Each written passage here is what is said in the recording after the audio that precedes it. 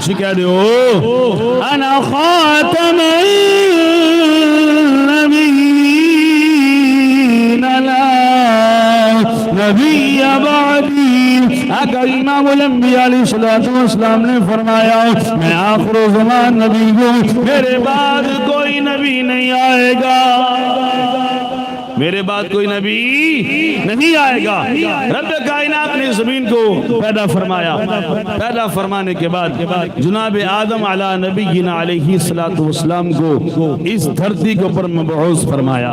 جس وقت اس دھرتی کے اوپر بھیجا، چند دن گزرے، آدم علی نبینا علیہ السلام کی طبیعت میں پریشانی کے آثار، چہرے کے اوپر غم کے آثار، رب کائنات نے فرمایا جبریل عرض کیجیے رب جلیل میں جا کے میرے پیارے سے پوچھ، اے میرے پیارے آدم پریشانی کس بات کی ہے، چہرے کے اوپر غم کے آثار ہیں، وجہ کیا ہے؟ عرض کی مولا جب میں جنت میں تھا ایک نام کی صبح و شام زیارت کیا کرتا تھا، اب اس نام کی وجہ سے پریشان ہوں۔ وہ نام کون سا تھا؟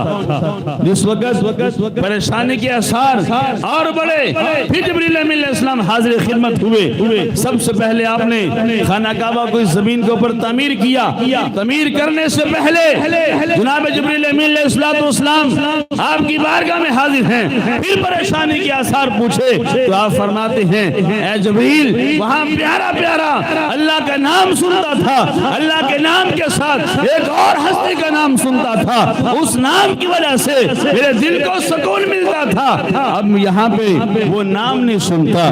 جس وقت آپ کی الفاظ سنے جبریل امین علیہ السلام نے آپ کے سامنے اذان پڑھی، جو آج اذان ہر سنی پڑتا ہے، وہ کالے کالوں والوں کی اذان نہیں جو یا حسین تو کرتے ہیں، لیکن امام حسین کی محبت سے بھی خالی ہیں، امام حسن کی محبت سے بھی خالی ہیں، دعوے دار تو ہیں لیکن غدار ہیں اہل بیت اطہار کے۔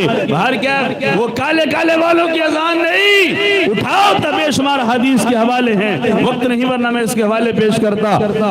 جس وقت اذان پڑی وہ اذان جو آج ہم ہر سنی پڑتا ہے، جس وقت نام اس میں گرامی آیا نا، جبریل امین علیہ السلام نے پڑھا اشہد ان محمد رسول اللہ صلی اللہ علیہ وسلم، جناب آدم علی نبینا علیہ السلام ارشاد فرماتے ہیں اے جبریل ذرا ٹھہریے، من محمد، کون محمد، من محمد، کون محمد صلی اللہ تعالی علیہ وآلہ وآصحابہ وبارک وسلم۔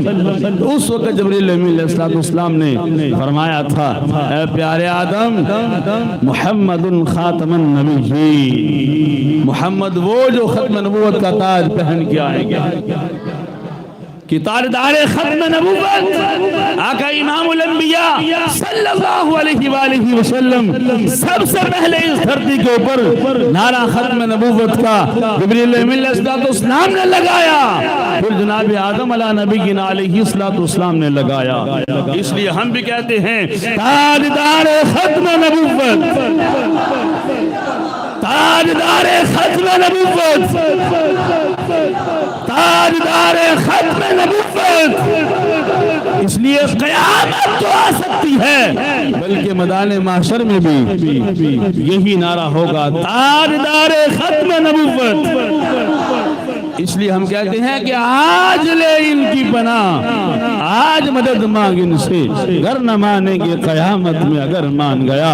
آج نبی کی ختم نبوت کا محافظ بن جا، کسی قادیانی کی طرف نہ دیکھنا، کسی مال و متاع کی طرف نہ دیکھنا۔